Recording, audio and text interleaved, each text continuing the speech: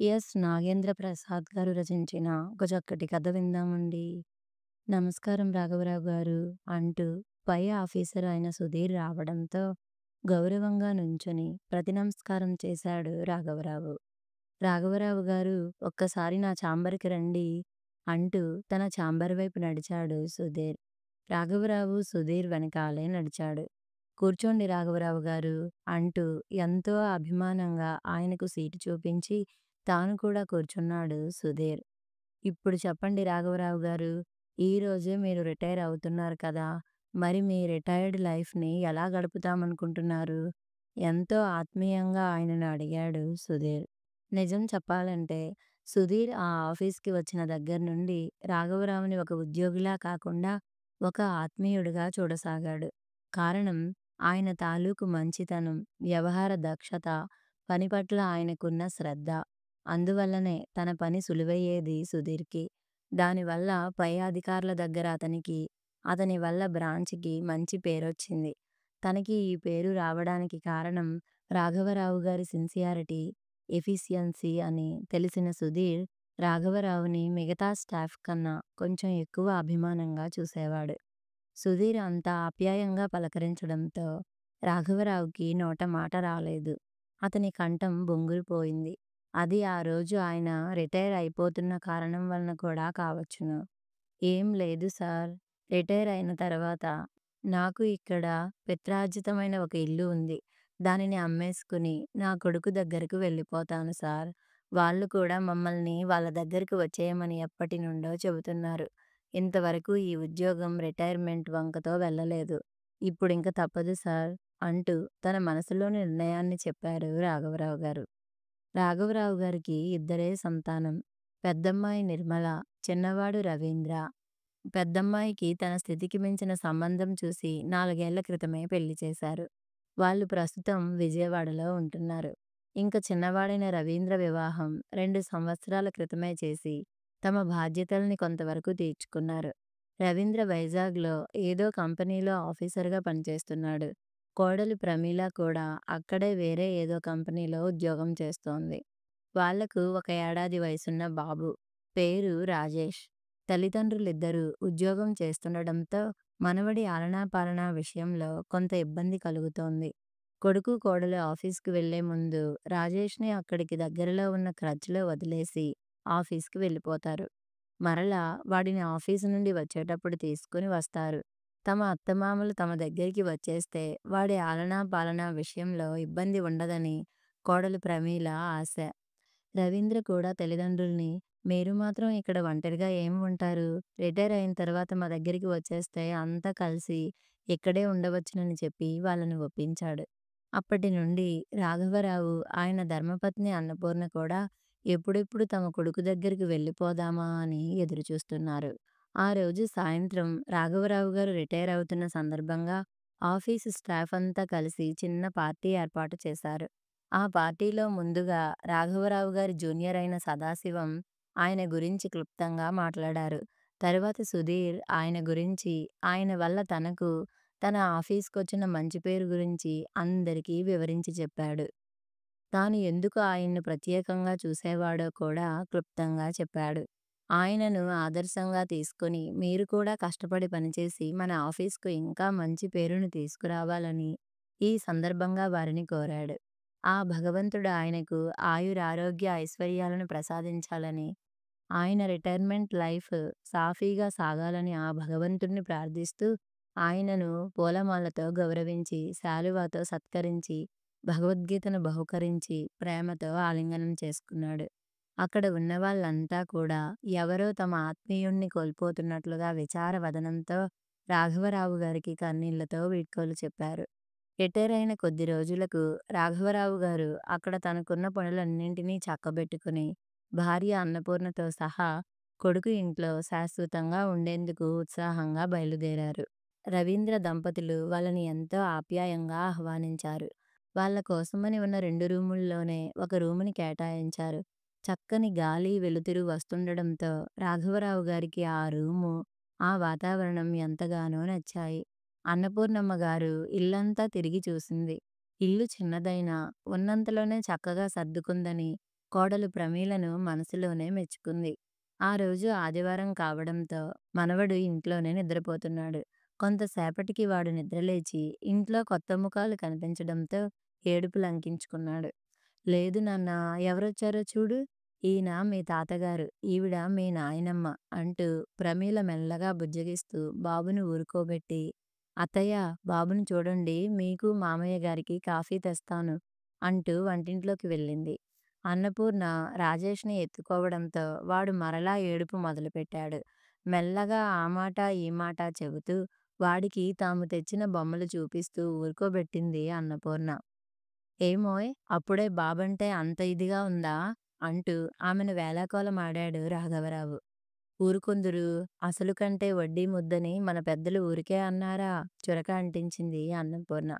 సాయంత్రం రాఘవరావుని, బాబును తీసుకొని ఆ పక్కనే ఉన్న పార్కుకి వెళ్ళాడు రవీంద్ర. అత్తాకోడళ్ళిద్దరూ కలిసి రాత్రికి వంటని పూర్తి చేసి మగవాళ్ళ రాక కోసం ఎదురుచూడసాగారు. వాళ్ళు వచ్చిన తరువాత అందరూ సరదాగా నవ్వుకుంటూ భోజనాలు ముగించారు. వచ్చిన కొంతసేపటికే బాబు బాగా చేరిక కావడంతో అన్నపూర్ణ బాబును తమ దగ్గరే పడుకోబెట్టుకుంది. వాడినే తృప్తిగా చూస్తూ తాను కూడా మెల్లగా నిద్రలోకి జారుకుంది అన్నపూర్ణ. చూడండి, బాబు ఎంచక్కా ఎలా వాళ్ళ నాయనమ్మ దగ్గర చేరికైపోయాడో! ఎంతో ఆనందంగా తన భర్తతో చెప్పింది ప్రమీల. పోనీలెండి, రేపటి నుండి వాడి ఆలనా పాలనా ఎంచక్కా అత్తయ్య గారే చూసుకుంటారు. ఇక నుంచి వాడిని క్రచ్‌కి పంపవలసిన అవసరం లేదు అంటూ ఆనందంగా చెప్పింది. నిజమే, బాబుని మా అమ్మానాన్నలు చక్కగా చూసుకుంటారు. దానివల్ల వాళ్ళకి కొంత కాలక్షేపం అవుతుంది అన్నాడు రవీంద్ర. మొత్తానికి వాళ్ళ రాక రవీంద్ర, ప్రమీలలకు ఎంతో ఆనందాన్నిచ్చింది. ఉదయాన్నే రాఘవరావు గారు, రవీంద్రలు మార్నింగ్ వాక్ చేసుకుని వచ్చేసరికి అన్నపూర్ణ తన స్నానం, ధ్యానం ముగించుకొని వాళ్ళ కోసం కాఫీ, టిఫిన్‌లు తయారు చేసింది. సరదాగా కబుర్లు చెప్పుకుంటూ అందరూ ఎంతో ఆనందంగా కాఫీ, టిఫిన్‌లు ముగించారు. మరలా కోడలికి, కొడుక్కి ఆఫీస్ టైంకి వంట చేసి క్యారేజీలు సిద్ధం చేసింది అన్నపూర్ణ. అత్తయ్య, మీకెందుకీ శ్రమ? నేను ఇవన్నీ చేసేదాన్నిగా. మీరు హాయిగా రెస్ట్ తీసుకోండి అంటూ ఎంతో అభిమానంగా చెప్పింది కోడలు ప్రమీల. ఊరుకోమ్మా ప్రమీల, నాకిదేమైనా కొత్తా? నాకు మీ మామయ్య గారికి పెందలాడే వంట చేసి పెట్టడం అలవాటే. ఇన్నాళ్లుగా పనిచేయడం అలవాటైన ఈ శరీరానికి ఒక్కసారిగా కూర్చోమంటే సాధ్యమేనా? అదీగాక ఆ పని, ఈ పని చేయకపోతే నాకు కాలక్షేపం ఎలా అవుతుంది? అంటూ నవ్వుతూ అంది అన్నపూర్ణ. సరే అత్తయ్య, మీ ఇష్టం. మీరు ఎలా కావాలనుకుంటే అలా చేయండి అంటూ ఆఫీస్‌కి టైం అయిందంటూ బాబుకి ఎప్పుడెప్పుడు ఏమి పెట్టాలో చెప్పి ఆఫీస్‌కి వెళ్ళిపోయింది ప్రమీల. కొంతసేపటికి రవీంద్ర కూడా ఆఫీస్‌కి వెళ్ళిపోవడంతో ఎంతో నిశ్శబ్దంగా అయిపోయింది ఇల్లు. బాబు మంచి నిద్రలో ఉన్నాడు. రాఘవరావు గారు ఆ రోజు పేపర్ చదువుతున్నారు. అన్నపూర్ణ కొంతసేపు అటూ ఇటూ తిరిగింది. ఆమెకు ఏమీ తోచడం లేదు. చుట్టుపక్కల ఎవరున్నారా అని బయటకు వచ్చి చూసింది. ఆశ్చర్యంగా బయట ఎవరూ కనిపించలేదు. అందరి తలుపులు వేసేసే ఉన్నాయి. అయ్యో! పట్నవాసాల్లో ఇలాగే ఉంటారు కాబోలు. ఒకరికొకరికి సంబంధం లేకుండా అదే విషయాన్ని భర్త రాఘవరావుతో అంది. ఇంకా అప్పుడే ఏం చూశావు? ఈ పట్నవాసుల పద్ధతులు, అలవాట్లు ముందు ముందు నీకే తెలుస్తాయి అంటూ ఆమెను ఆట పట్టించాడు. కొంతసేపటికి బాబు లేవడంతో వాడికి స్నానం చేయించి కొంత అన్నం తినిపించింది. వాడికి అన్నం తినిపించడానికి ఆమెకు తాతలు దిగివచ్చారు. మొత్తానికి వాడిని ఇల్లంతా తిప్పుతూ ఏదో కొంత తినిపించగలిగింది. తరువాత వాడు కొంతసేపు ఆడుకొని మరలా పడుకున్నాడు. వాడు పడుకున్న తరువాత వాళ్ళు ఉభయులు కూడా తమ భోజనాలు ముగించి కొంతసేపు విశ్రమించారు. మధ్యాహ్నం బాబు లేచేసరికి వాడికి పట్టవలసిన పళ్ళరసం తయారు చేసి త్రాగించి తాము కూడా టీ కలుపుకొని తాగారు రాఘవరావు దంపతులు. సాయంత్రం వేళ రాఘవరావు గారు మనవణ్ణి తీసుకొని అలా పార్కు వైపు వెళ్లారు. చీకటి పడుతున్నా కోడలు రాకపోవడంతో రాత్రి వంట మెల్లగా ప్రారంభించి పూర్తి చేసింది అన్నపూర్ణ. సారీ అత్తయ్య, ఈరోజు ఆఫీసులో ఏదో పార్టీ ఉంటే తొందరగా రాలేకపోయాను. అనవసరంగా మీరు శ్రమపడి వంట చేశారు. రేపటి నుండి నేను వచ్చిన తర్వాతే మనిద్దరం కలిపి వంట చేసుకుందాం అంది ప్రమీల. పర్వాలేదమ్మా, అదీగాక ఆయనకు పెందలాడే భోజనం చేసి పడుకునే అలవాటు. లేటుగా తింటే అరాయించుకోవడం కష్టం అంది అన్నపూర్ణ. సరే అత్తయ్య, నేను తొందరగా రెడీ అయి వచ్చేస్తాను. అప్పుడు అందరం కలిసి ఒకేసారి తినేయవచ్చు అంటూ ఫ్రెష్ అవ్వడానికి తన రూమ్‌లోకి వెళ్ళిపోయింది ప్రమీల. భోజనాల దగ్గర రవీంద్ర, ప్రమీలలు తమ ఆఫీస్ విషయాలు చెబుతుంటే ఆశ్చర్యంగా వింటూ భోజనాలు ముగించారు రాఘవరావు దంపతులు. అలాగే ఆ రోజు వాళ్లకు వాళ్ళ మనవడితో ఎలా కాలక్షేపం అయిందో చెబుతూ ఆ దంపతులు కూడా ఎంతో మురిసిపోయారు. రోజులు మెల్లగా సాగిపోతున్నాయి. ఇంటి బాధ్యత, వంట బాధ్యతతో పాటు పిల్లాడి బాధ్యతను కూడా అన్నపూర్ణకి అంటగట్టింది కోడలు ప్రమీల. తనకి కొంత కాలక్షేపమేనంటూ అన్నపూర్ణ కూడా ఆ బాధ్యతను ఆనందంగా స్వీకరించింది. అయితే ఆమెకు ఈ వయసులో అలా చిన్న పిల్లాడిని చూసుకోవడం కొంచెం కష్టంగానే ఉంది. అయితే కోడలు ఏమనుకుంటుందోనని ఆ విషయాన్ని మనసులోనే దాచుకుంది. ఆ రోజు ఆదివారం. అందరూ సరదాగా భోజనం చేస్తుండగా రవీంద్ర అన్నాడు, నాన్నగారు, నాకు తెలిసిన బిల్డర్ ఒకతను అపార్ట్మెంట్లు కడుతున్నాడు. ఎంతకాలం మనం మాత్రం ఇలా అద్దె కొంపల్లో ఉంటాము? అందుకని ఒక అపార్ట్మెంట్ మీ పేరు మీద బుక్ చేద్దాం అనుకుంటున్నాను. ఏమంటారు? అంటూ ఆయన అభిప్రాయం కోసం చూశాడు. ఆలోచన బాగానే ఉంది బాబూ. తప్పకుండా నువ్వు ఒక ఇంటివాడివైతే మాకూ చూడాలని ఉంది. అయితే ఇల్లు నా పేరు మీద ఉంటే నీకు లోను దొరకడం ఇబ్బందవుతుందేమో. అందుచేత ఇల్లు నీ పేరు మీద గానీ, కోడలు పేరు మీద గానీ తీసుకో అని చెప్పారాయన. ఇప్పుడు లోను తీసుకోవాల్సిన అవసరం ఏమొచ్చింది నాన్నగారు? నేను, ప్రమీల కలిసి కొంత డబ్బు కూడబెట్టాము. దానికి సాయంగా మీరు కొంచెం సర్దితే హాయిగా లోను లేకుండా ఇల్లు కొనుక్కోవచ్చు. ఏమంటారు? అంటూ తండ్రి వైపు చూశాడు రవీంద్ర. బాగానే ఉంటుంది బాబూ. అయితే నేను నీకు డబ్బు సర్దే స్థితిలో లేను. ఎందుకంటే నాకు రిటైర్మెంట్ వల్ల వచ్చింది చాలా తక్కువ. చాలా మటుకు అక్కయ్య పెళ్ళికి, నీ చదువుకి చేసిన అప్పులు తీర్చడానికే సరిపోయింది. ఇంక మిగిలిన కొంతైనా ముందు ముందు మా మందులకు పనికి వస్తుందేమోనని ఉంచుకున్నాము. అంటూ ఎంతో బాధగా చెప్పారు రాఘవరావు గారు. అదేంటి నాన్నగారు, అక్క పెళ్ళికి గాని, నా చదువుకు గాని అప్పు చేసినట్లు ఎప్పుడూ మీరు మాకు చెప్పలేదు? అంటూ మూతి ముడుచుకున్నాడు రవీంద్ర. ఏం చెప్పమంటావు బాబూ! అప్పుడు నీది చదువుకోవాల్సిన వయసు. అక్కకి తప్పక పెళ్లి చేయాల్సిన వయసు. ఆ వయసులో నీకివన్నీ చెప్పడం ఇష్టం లేక చెప్పలేదు. అలాగే మన తాహతకు మించినదైనా అక్కకి మంచి సంబంధమే చేయగలిగాను. నిన్ను కూడా ఎక్కువ డబ్బు ఖర్చయినా మంచి చదువే చదివించగలిగాను అంటూ సంజాయిషీగా చెప్పారు. ఏంటి నాన్నగారు, మీరు ఎంతో కొంత సాయం చేస్తారు. ఎంచక్కా ఇంటిని కొనుక్కోవచ్చునని ఆశగా మేమిద్దరం ఉన్నాం. ఇప్పుడు మీరేమో నా దగ్గర డబ్బులు లేవు, ఉన్నా మా కోసం కావాలని అంటున్నారు. మరి ఇప్పుడెలా? కొంచెం బాధగా అన్నాడు రవీంద్ర. పోనీలేరా, ఏదైనా బ్యాంక్ నుండి గానీ, మీ కంపెనీ నుండి గానీ లోనుకి ట్రై చెయ్యి. ఇద్దరూ సంపాదిస్తున్నారు కదా! తొందరగానే లోన్ తీర్చేసుకోవచ్చు అంటూ తనకు తోచిన సలహాని చెప్పారాయన. కుదరదు నాన్నగారు. కారు నిమిత్తం నేను, తన చెల్లెలి పెళ్లి నిమిత్తం ప్రమీల ఇప్పటికే లోన్ తీసుకున్నాం. అది పూర్తయితే గానీ మరలా మాకు లోన్ ఇవ్వరు అంటూ అసలు విషయం తండ్రికి చెప్పాడు రవీంద్ర. అవున్రా రవీంద్ర, నీకు లోన్ తీసుకోవాల్సిన అవసరం ఏమొచ్చింది? అడిగాడు రాఘవరావు గారు. అదేంటి నాన్నగారు, మా కంపెనీలో అందరికీ కార్లున్నాయి. వాళ్ళ ముందు నా స్టేటస్ ఏమవ్వాలి? ప్రశ్నించాడు రవీంద్ర. మరి కోడలు వాళ్ళ చెల్లెల పెళ్ళికి అంత లోను తీసుకోవాల్సిన అవసరం ఏమొచ్చింది? పక్కనే ఉన్న అన్నపూర్ణ ఉండబట్టలేక అడిగింది. ఏం చేయమంటారు అత్తయ్య గారు? అబ్బాయి అమెరికాలో ఇంజినీర్. కొంచెం కట్నం ఎక్కువ ఇస్తేనే గాని పిల్లని చేసుకోమన్నారు. అందుకని నాన్నగారికి కట్నంలో కొంత సాయం చేశాము తప్ప, నిలదీసింది కోడలు ప్రమీల. తప్పని కాదమ్మా, మనం మన తాహతులెరిగి ప్రవర్తించాలి సర్ది చెప్పబోయారు రాఘవరావు గారు. ఏంటి, మనం మన తాహతులెరిగి ప్రవర్తించాలా? మరి ఆడబడుచు నిర్మలకి మన తాహతుకు సరిపడ సంబంధమే చేశారా మామయ్య గారు? ఎదురు ప్రశ్న వేసింది ప్రమీల.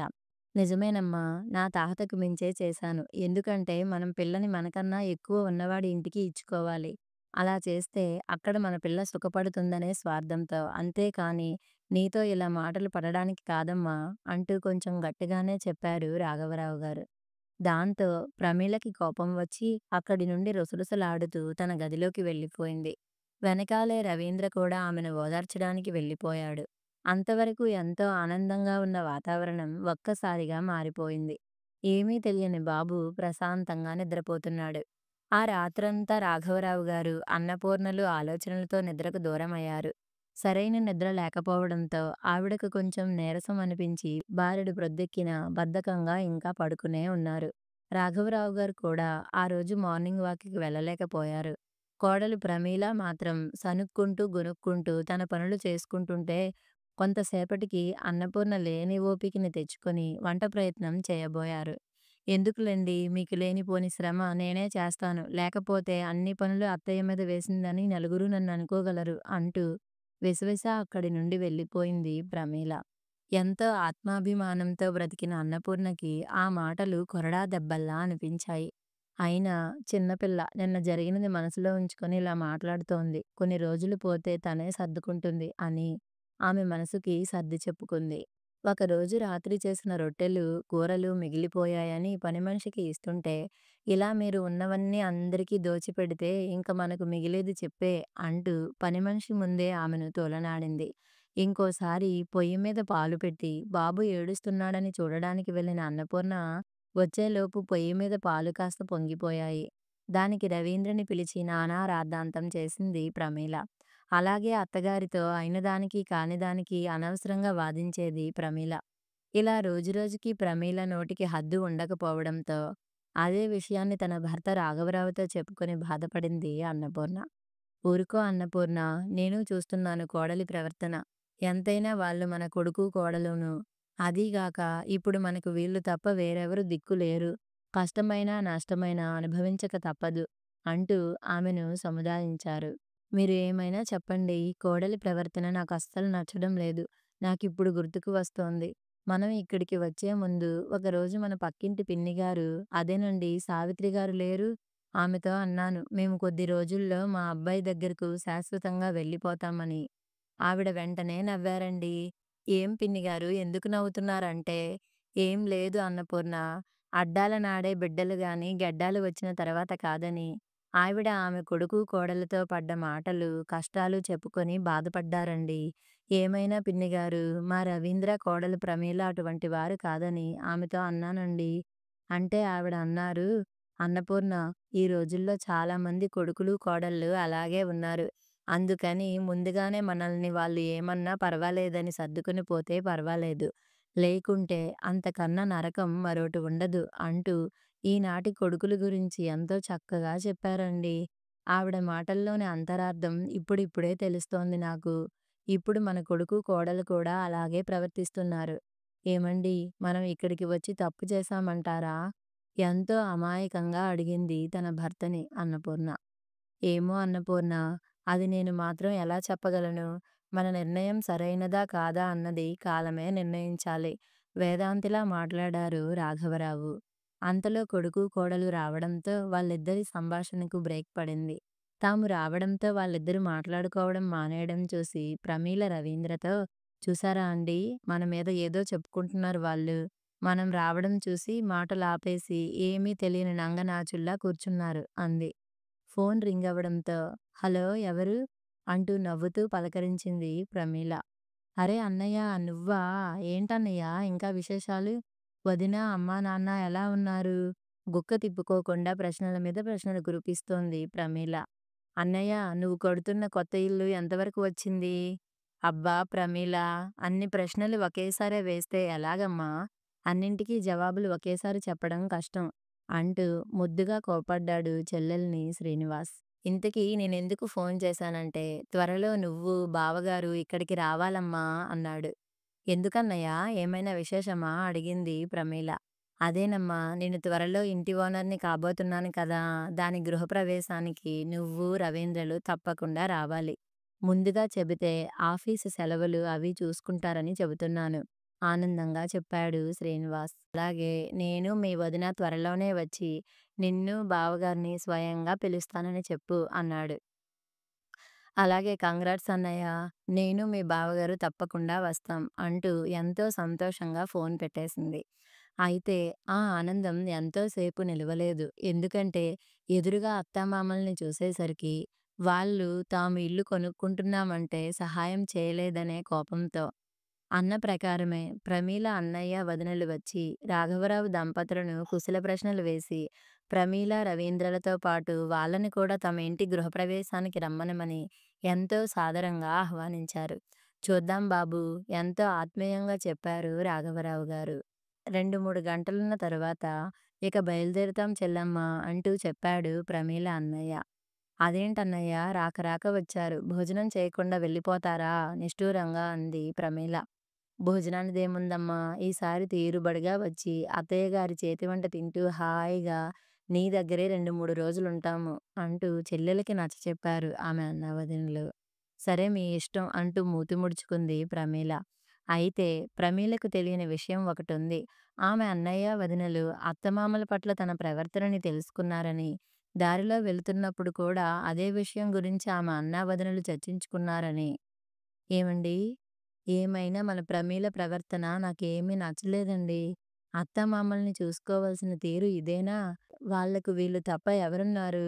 ఎలాగైనా ఆమెలో మనం మార్పుని తీసుకురావాలి అంది ప్రమీల వదిన సుమ.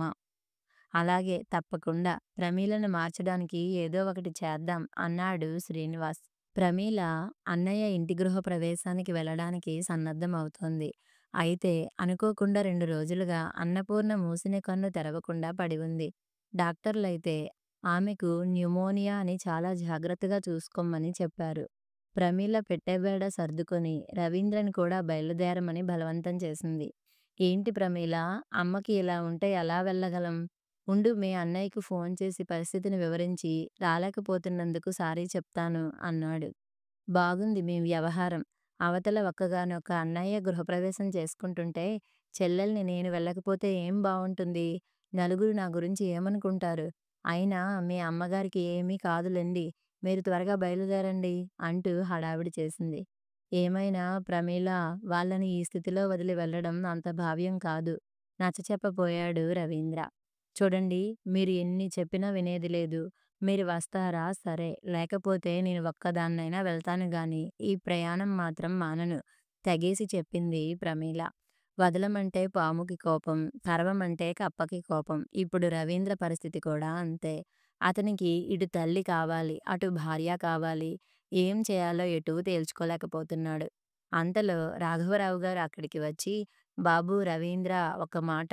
ఇప్పుడు మీ అమ్మకి వచ్చిన ఇబ్బందేమీ లేదు. అయినా డాక్టరు వచ్చి చూసి వెళ్తున్నాడుగా. కనుక నువ్వు, కోడలు మీ బావమరిది ఇంటి గృహప్రవేశానికి వెళ్ళి రండి అని చెప్పి వాళ్ళను వెళ్ళేలా చేశారు. ప్రమీల ఎంతో హుషారుగా అన్న ఇంటికి వచ్చింది. అయితే అక్కడ తన తల్లిదండ్రుల విచార వదనాన్ని చూసి ఆశ్చర్యపోయింది. కొడుకు హాయిగా ఇల్లు కట్టుకొని గృహప్రవేశం చేసుకుంటుంటే ఆనందించాల్సింది పోయి వీళ్ళేమిటి ఇలా విచారంగా ఉన్నారు? విషయం అర్థం చేసుకోవడానికి ప్రయత్నించింది. ప్రమీల తల్లిదండ్రులు వచ్చి ఆప్యాయంగా కూతుర్ని, అల్లుణ్ణి పలకరించారు. తొందరగా స్నానం చేస్తే భోజనం చేసి కబుర్లు చెప్పుకోవచ్చునని ఆమె తల్లి చెప్పడంతో ప్రమీల ప్రస్తుతానికి ఆ విషయాన్ని పక్కన పెట్టింది. భోజనాల దగ్గర కూడా ఆమె తల్లిదండ్రులు ముభావంగా ఉండడంతో తనకి తెలియని విషయాన్నేదో తన వాళ్ళు తన దగ్గర దాస్తున్నారని ఆమె గ్రహించింది.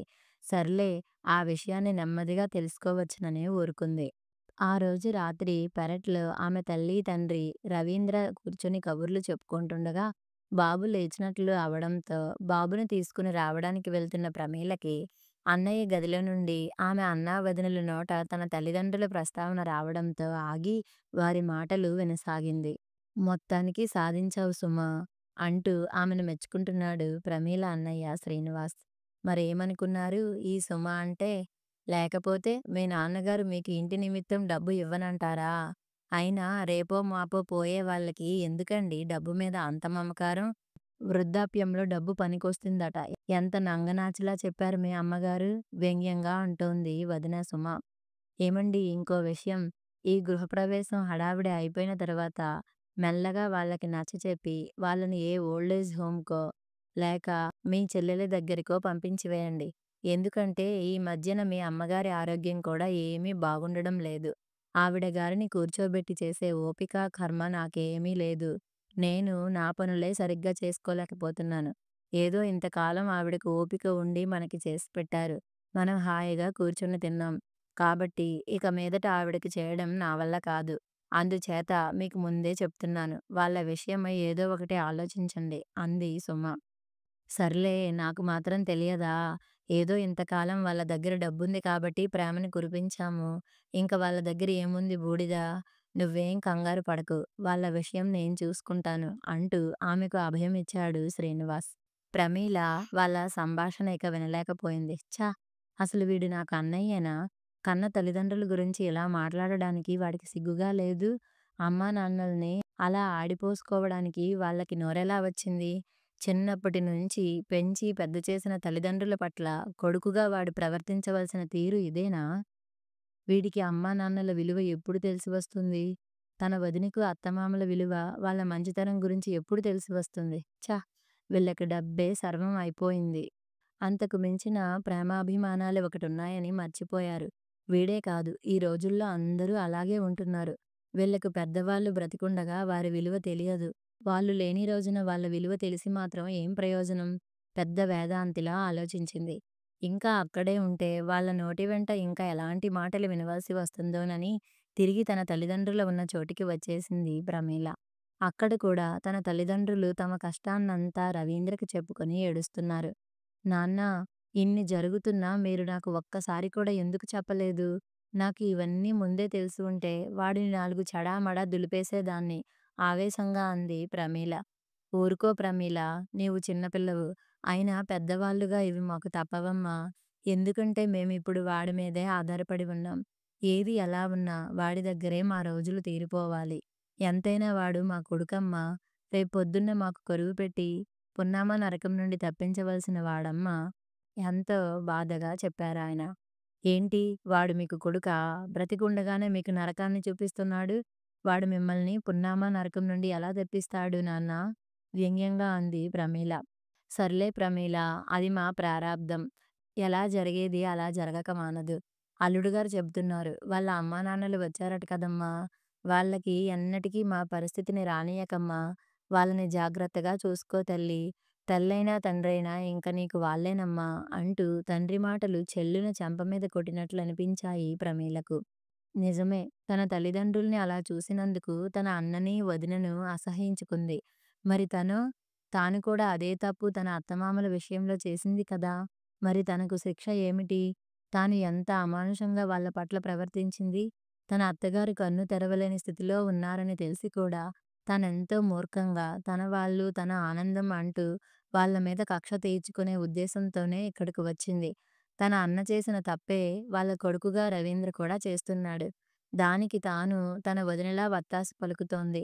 ఇంకా రవీంద్రకు, తన అన్నకు, వదినకు తనకు తేడా ఏముంది? ఆమెలో అంతర్మథనం మొదలయింది.